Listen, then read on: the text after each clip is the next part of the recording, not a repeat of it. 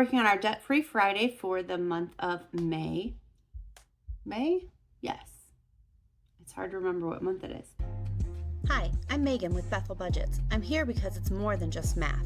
At some point, you've probably built a budget. You've laid out your income, you've laid out your expenses, and thought it's simple math. I'll just stick to what's on the paper. But then life happened and your budget didn't work out. The reason? Because it's more than just math.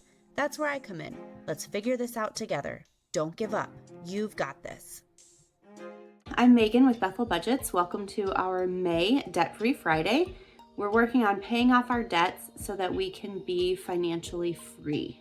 So what you can see here on my screen is our debt tracker. Well, actually right now, this is our table of contents. Let's click over and go to our debt digging tracker. I've created this tracker to help those that have debts that have monthly payments. That's what this tracker is for. I have another tracker for other sorts of debts, but this tracker is our debt digging tracker for debts that have monthly payments. So your credit cards or your student loans, if you want to include those, or medical debt that maybe you've established a monthly payment on, or loans. Anything that you have a monthly payment on goes in this debt digging tracker. Now, I started out the year debt free, but we had a whole bunch of emergencies and we're trying to sort through those right now. So we've used some of our sinking funds, we've used our emergency fund, and we have this one thing that I put on a 0% credit card. The 0% lasts for 12 months, so we're trying to pay this off before that 12 months. And I'll show you all of that in this debt tracker. But so we do have a little bit of debt now, even though we started off the year with no debt. This won't last long, but while I do have this debt, I'm going to use this time to show you my debt tracker in case you find this helpful for you. So in here, we've put in our debt. This is my phone that broke at the same time as my dishwasher, at the same time as our bathroom needing a remodel and still recovering from a basement flood. So we had all these emergencies and all these areas that our emergency fund and our house fund were going to fix, and I needed a place to put my phone, and they had a 0% interest rate. So I put my phone on this card. If you want to see how we worked our way through all of those emergencies, you can go see my emergency fund video. I won't go into all of that again here, but right now we're just talking about the phone. So we've got the phone on here. It was cheaper to get an unlocked phone through Best Buy, so I did the Best Buy card, and this was the total amount with the phone and the case and the screen protector. All of that was on there. They're asking for a minimum payment of $30. The interest rate is 0% for 12 months. Now, that is not going to get paid off at $30 a month. So I calculated, and what I actually pay is more than that, which we'll get to in just a second. So really, if you were to plug in your credit card information, your interest rate, this would calculate for you the interest accrued, how much of that is applied to principal. There's an alert on here that would show if your percentage that you're paying off, if the minimum payment is actually accruing you more debt between the minimum payment and the interest rate. You could be getting into more debt every single month. Even though you're making a payment, it might not be making a dent and you might be accruing more debt. So that's what the alerts are. Now, when you use this debt tracker, I don't care if you use a debt snowball or a debt avalanche, whichever works best for you in your brain. A debt snowball is you're listing your debts from smallest amount to greatest amount. So the idea is you pay off those little debts first, so you're getting a win and it feels good and you keep going. And then the debt avalanche is you're listing things with the highest percent interest rate first. So you're going to save money in the long run, but it might take you a little longer to see a win of a debt paid off. So those are the difference between the two. Right now I just have one, so that's my top priority. Now, if you had one with an alert, that would become your top priority, whether it was debt snowball or debt avalanche. So if we keep going across it, this also shows how much interest you're paying in a year, how long it's going to take to pay this off. So I need to pay this off in 12 months or I get a whole 12 months of interest accrued. And so this would take 22, 23 months really to pay this off at $30 a month. So that's not going to work for me if I need to pay it off in 12 months. The how long in years it would take to pay off, so that's almost 2 years to pay that off instead of 1 year. And the debt payoff date would be March 31st of 2026. So again, that's not going to work. And then this is the final amount with interest. Now my interest rate is 0, but if you had a number here, this would be a lot higher. So when you're using credit cards that carry an interest rate, you're paying more for the product that you bought than what it's actually worth. These columns here are your ending balance after your monthly payments, which are logged here.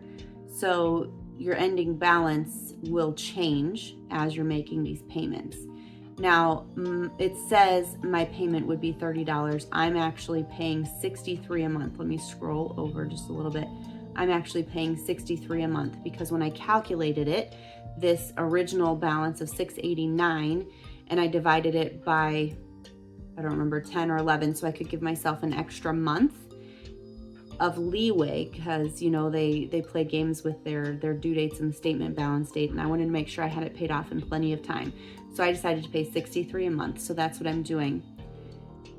If you had more than one debt here, when you finished this debt, this amount would shovel. You're going to shovel it down because you're debt digging. So you're going to dig your way out of debt. So you're shoveling that amount to the next debt to pay off more.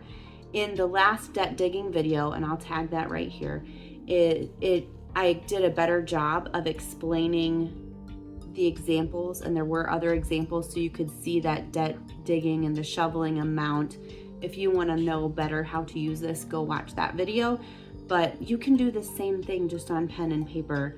Just keep track of your debts and your payments and how much progress you're making. Find a way to track your debt digging journey.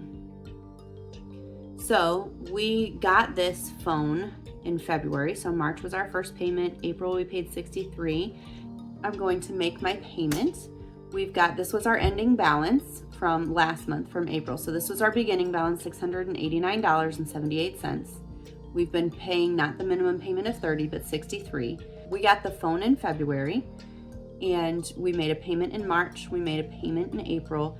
Now we're gonna make a payment in May, and here's the screenshot to show that payment. And now once we've made that payment, you can see that this ending balance went down. My balance now is $500.78. So we're making progress in this debt. And as we go through this year, we're going to pay off this debt. We do have another debt that's coming. If you've been watching my channel, some of those other emergencies were that my son and I had emergency surgery 4 days apart from each other, 3 or 4 days apart. It was crazy. So I have a bunch of Quest Diagnostics. I have a large bill that I owe to Quest Diagnostics for some blood work that I got done that was not covered by insurance. That was over the course of a couple draws. So what I've done is I expected that to be covered by my insurance. So first I fought that. Then I am applying for financial assistance. There's a number you can call if you ever find yourself in medical debt. First thing you need to do is call and apply for the financial assistance. If you may have to give them a copy of your W-2 or your taxes or your paycheck stub, something that shows that you have some financial need in order for them to help you pay this bill or eliminate some of this bill. You may have to then set up a payment plan, but you can talk to them. There's also different rules in different states and different companies about how much that payment plan needs to be. And I just want to caution you about making a payment plan too soon and being very careful about how that fits into your monthly budget. So right now we are in the process of getting financial assistance for that. So we've gotten our packet. I've got to send that in with our taxes and all of that to prove our financial need and see how much they can help us with that. But right now that total is about $1,800. So there won't be an interest rate with that to fill in. There will eventually be a minimum payment, but so that is a debt that's coming, and I will have to make some payments on that.